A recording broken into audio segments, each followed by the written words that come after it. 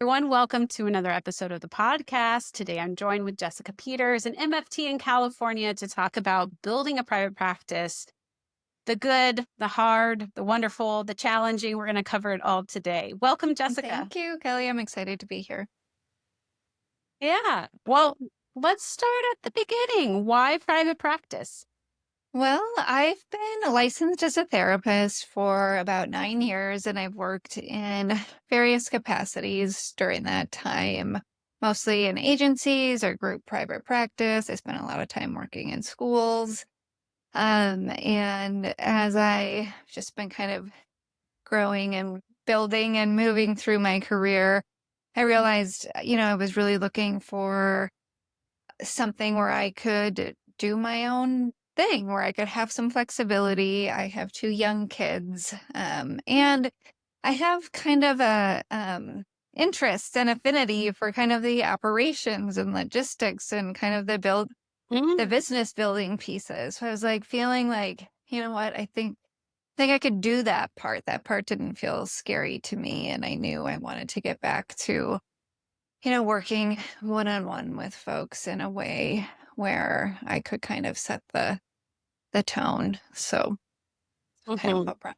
Well, how did you make that leap from where you were to starting? Yeah, so I have always been employed, full time. So it was a big Yeah. leap. So it was in August of last year. I decided to leave the job where I was and take a little time off, spend some time kind of um I don't know, reacquainting myself with my family and Mhm. just getting kind of a slower pace, taking a break. I was coming from kind of a intense work environment where it was just, always on. And so um it was time for me to transition from that job. And so as I, had some time off to kind of think and reflect and just some space to really think about what my next steps were, that's what kind of moved me into this realm. I feel like at this stage in my life and in my career, I was just feeling like, you know what, I don't want to go back to working for another agency and I'm ready to take what I've learned and kind of try this on my own. You feel like you had burnout from agency work? I do feel like I was, yes, yeah, essentially, I do feel like I was at a point of burnout, and it's not just from the work itself, but I think just all of life circumstances, two young kids, just life, right? Mhm. In addition to Mhm. a kind of a intense work environment. Right. I think when you need a job or your career or work should enhance your life, not also pull from it. And so when you're already being pulled in other ways of life, and then to have your work where you spend like a good part of your day, like draining you, Mhm. that's a struggle. What have you found to be the most challenging of building your practice? Well, that's a very good question. So I feel like I'm kind of in the most challenging part. At first, I at first it all seemed like a really huge undertaking, just everything from, kind of the back end pieces of business license and finding space and just kind of all of those like operations and logistics that I was talking about. I Mhm. knew I could do it, but I didn't know what I didn't know. And then that's when I Mhm. heard about Zinni and business school for therapists, and that was really great and kind of helping illuminate like all of the steps.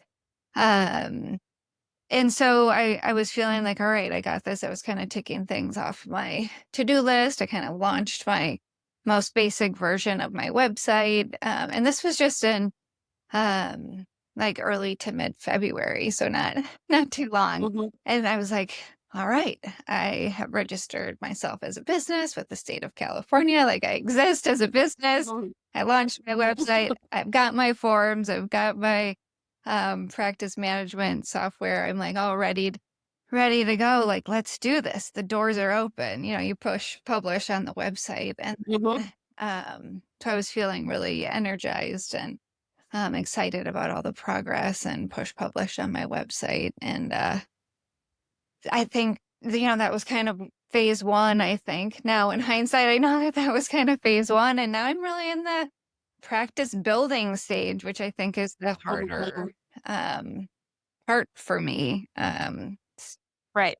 I think I'm Especially well, I appreciate you being honest about it because I think that some people will find the logistics very Mhm. challenging and other people find the like that stuff is relieving because it's like a checkbox. Like I did it and it's done Right. versus the part of building, it's never Right. done. That like even when you are completely full, then you're still marketing to sustain and Mhm. there's always work to be done. And so it's like finding your rhythm and flow. What was it like when you got your first client though? Well, so I am in the I'm in the phase. I don't have my first client yet.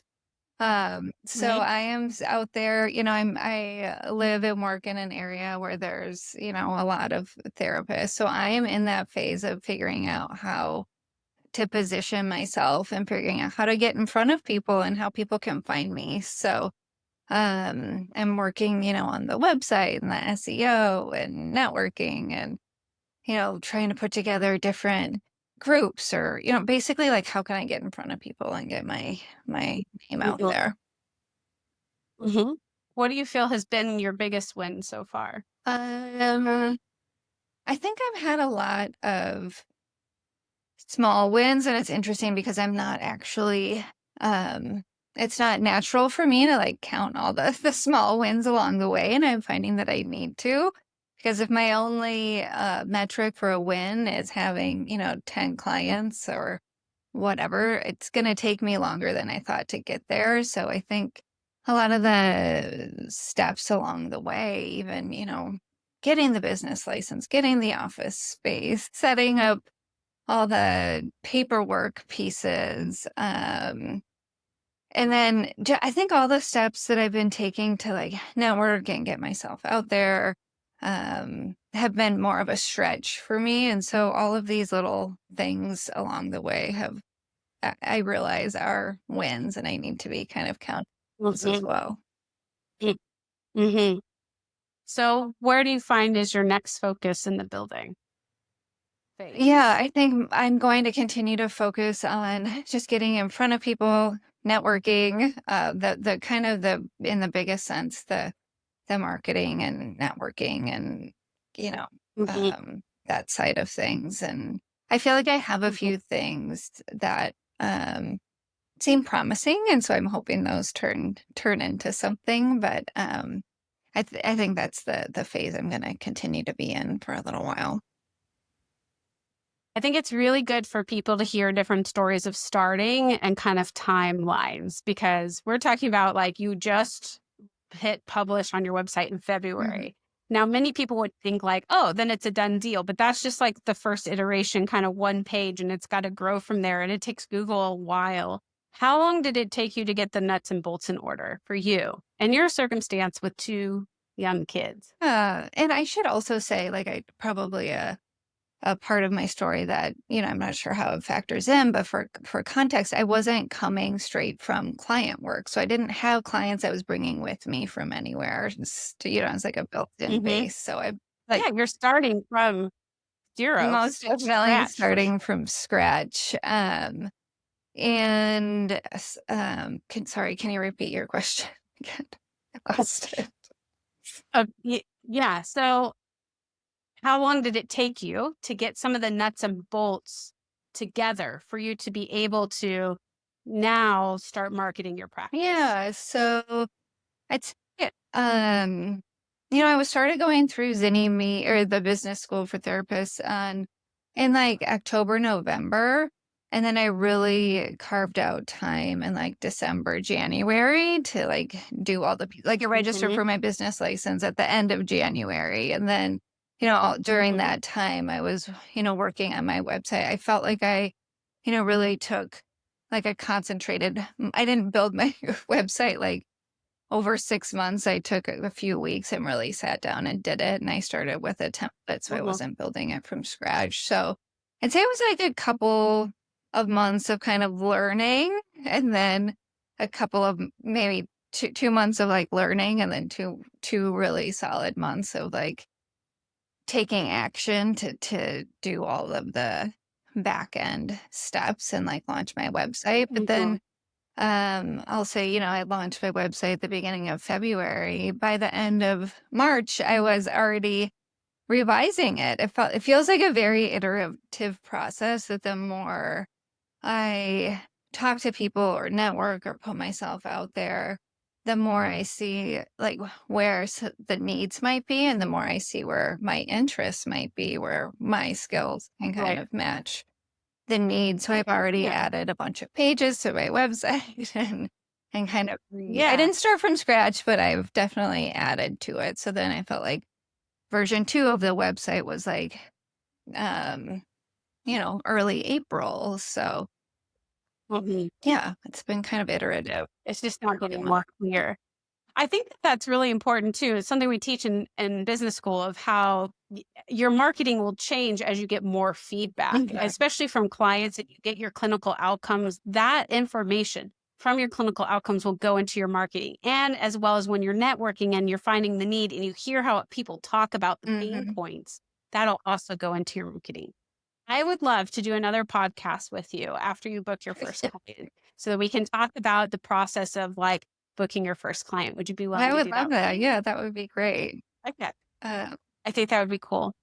What encouragement do you have for someone who is wanting to make the leap into their private practice and they're coming from like this, working full time and maybe have kids or just have a lot of life? Like, what kind of words of wisdom do you have for them?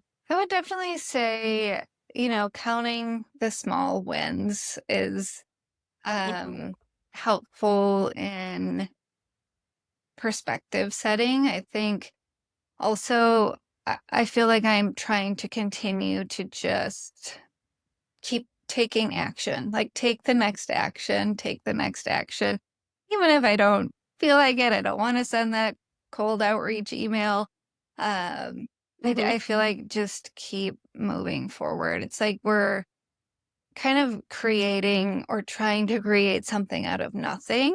And I Mhm. think that takes time. I think maybe I didn't prepare myself well, or maybe I didn't know Mhm. exactly how much time it would take. And I'm sure depending on what area you're in or what your niche is, it takes different people different amounts of time. But Yes. everybody I've been talking to, networking with other therapists are like, it takes probably about a year before you're really, flowing. So I have to remind myself with the Mhm.